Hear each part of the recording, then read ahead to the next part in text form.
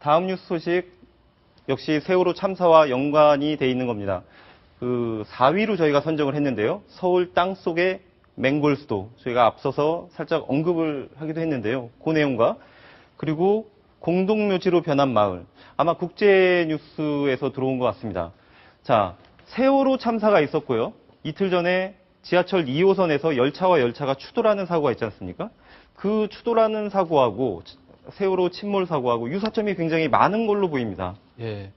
그 지하철 사고가 터지면서 그저께 오후였는데 시민들이 사실은 세월호 참사 이후에 뭔가 이런 일이 생기면 좀 연달아 일어나는 그런 경험을 90년대에 했기 때문에 불안불안했는데 지하철 사고가 터지자마자 이거는 사실은 세월호 참사랑 비슷하다.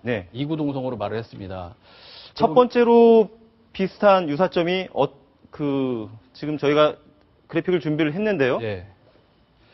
이 세월호 같은 경우는 94년에 일본에서 건조했으니까 이제 20년이 됐는데 18년 된 노후화된 선박을 한국으로 수입을 한 거거든요. 이제 낡았기 때문에 사고와 원인이 관련이 있다 이렇게 논란이 있었고 지하철 같은 경우에도 이 철도 안전법 개정 때문에 지금 지하철 연한이 특별히 없습니다. 사실은 안전 점검을 해서 조금 더 운행을 해도 된다라고 하면 계속 운행을 해줄 수 있는데 이번에 사고 난 지하철도 24년과 25년 지났거든요. 물론 뭐 법적으로 그것을 뭐라고 할 수 없지만 이 철도 안전법 개정한 이유가 뭐냐면 이 규정을 두니까 오히려 낡은 지하철을 빨리 폐기해야 되는데 25년 동안 쓰다 보니까 낡은 지하철이 계속 다니더라.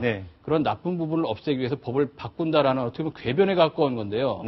사실 이 법을 개정한 이후에 25년이 안 됐지만 낡아서 이 지하철을 폐기한다. 이런 말은 저는 들어보지 못했습니다. 결국은 이것은 뭐 구독이 무서워서 장을 못 담근다는 속담이 생각이 나는데 몇 년, 20년, 25년 쓰는 게 중요한 게 아니라 시민들의 안전에 있어서는 좀 더 꼼꼼하게 깐깐하게 따지는 게 좋겠다 이런 생각이 듭니다. 물론 사고의 원인, 침몰 사고의 원인이 세월호가 노후화됐다. 아직 밝혀지지 않은 부분이고 그리고 지하철 2호선의 추돌 사고의 원인도 이 객차, 열차가 노후화됐기 때문에 그렇다라고는 지금 단정 지을 수 없는데 공교롭게도 일단 둘 다 굉장히 노후화된 그런 배하고 열차였다라는 게 일단 공통점입니다. 다음 공통점은 어떤 겁니까? 세월호 참사가 발생했을 당시에 이제 물론 교시는 진도 관제센터가 아니라 제주도랑 먼저 했고 나중에 진도하고 통화했다는 것도 조금 문제가 됐었고요. 또 하나는 진도 관제센터는 그 앞바다로 지나가는 여객선에 대해서는 레이더로 다 관측을 할 수가 있거든요. 그 지역 지나는 지역이 진도 VTS가 관할하는 구역이었죠. 그렇죠. 진도 바로 앞 진도에서는 50km 정도밖에 떨어져 있지 않은 곳인데 만일에 레이더를 통해서 이 세월호가 유턴을 해서 거꾸로 역류해서 올라가는 것을 좀 미리 봤다면 먼저 교신을 시도할 수도 있고 구조 요청을 할 수도 있었는데 이 진도 VTS가 또 해경과 전화 통화를 하면서도 어떻게 대응하라고 제대로 지시 내리지 못했던 부분 이 부분에 대해서 시민들 비난이 있지 않습니까? 그리고 이번에 지하철 2호선 추돌 사고를 현장에서 지금 다 통제를 해야 되는 서울 방배동에 있는 서울 메트로 본사에 있는 종합관제소 모습이 나와 있는데 이 종합관제소도 제 역할을 못했다라는 지적이 나오고 있잖아요. 저희도 뉴스나 이 TV를 보면은 관제소에서 두 열차 간의 간격이 좁아지면 또 좁아진 대로 이렇게 표시가 나는 모니터를 본 적이 있지 않습니까?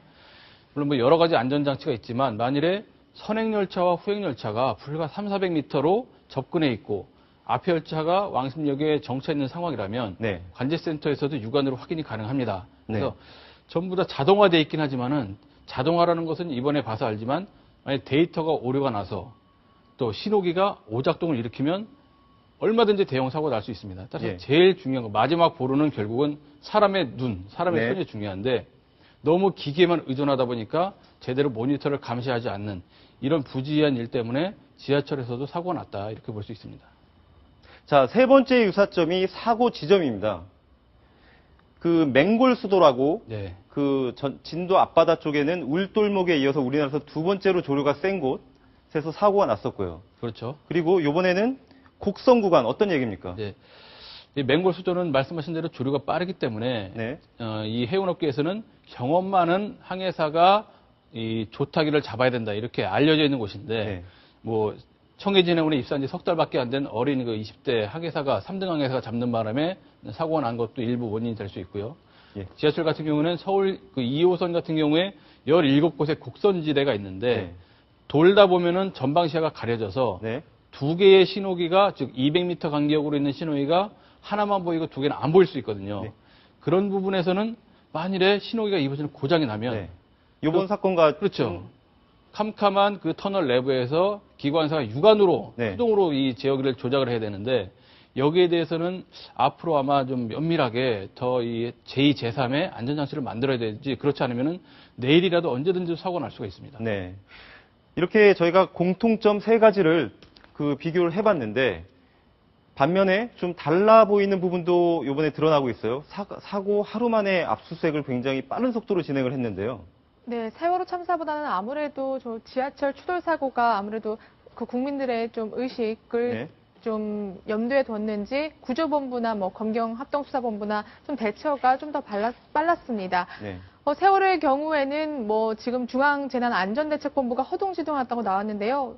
거의 엉망이었습니다. 10분에 해경이 가동을 하고 40분에는 해수부가 가동을 하고 45분에는 안행부가 대책본부를 만들어서 이렇게 우왕좌왕했는데 하지만 그 지하철의 경우에는 바로 국토부가 중앙사고수습본부를 통합적으로 가동을 했고요. 수사도 좀 달랐습니다. 세월호 같은 경우에는 검경합동수사본부가 사고 다음 날 출범을 했고 그 다음 날 그러니까 사고 사흘째 청해진 해운은 압수수색했거든요. 그렇기 때문에 대비할 시간을 준 게 아니냐 이런 비판이 나왔었는데 그 지하철 추돌 사고는 바로 수사팀을 구성해서 그리고 사고 다음 날 오전에 서울 메트로를 압수수색했습니다. 네, 그런데 거기다가 결정적으로 다른 부분이 하나 있잖아요. 네. 승객들의 대피 방법이 달랐었는데 네, 어떻게 그렇습니다. 달랐습니까?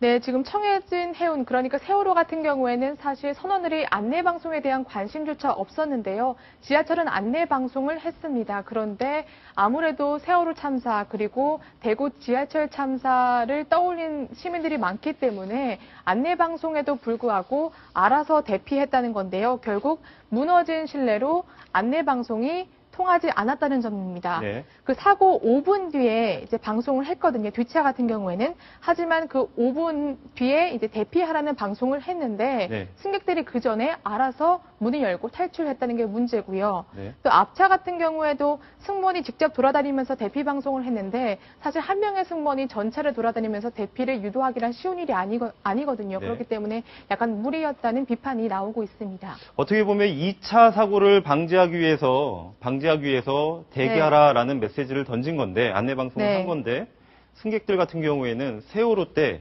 대기하고 있던 사람들이 굉장히 많이 희생된 것을 그렇죠. 떠올리고 사실 알아서 탈출을 시도한 그렇죠. 거 아닙니까? 처음에는 사고가 터졌을 때는 사실 대기하고 상황을 먼저 살펴보는 게 맞거든요. 그렇기 네. 때문에 지하철에서도 제일 먼저 대기하라는 방송을 했고 5분 뒤에 이제 대피하라는 방송을 했는데 또 매뉴얼에도 그렇게 돼 있습니다. 먼저 진정시킨 뒤에 한 10분 정도 상황을 판단 후에 대피 유도를 해라. 그런데 이번에는 역시 무너진 신뢰 때문에 이러한 매뉴얼이 정상적으로 작동하지 않았습니다.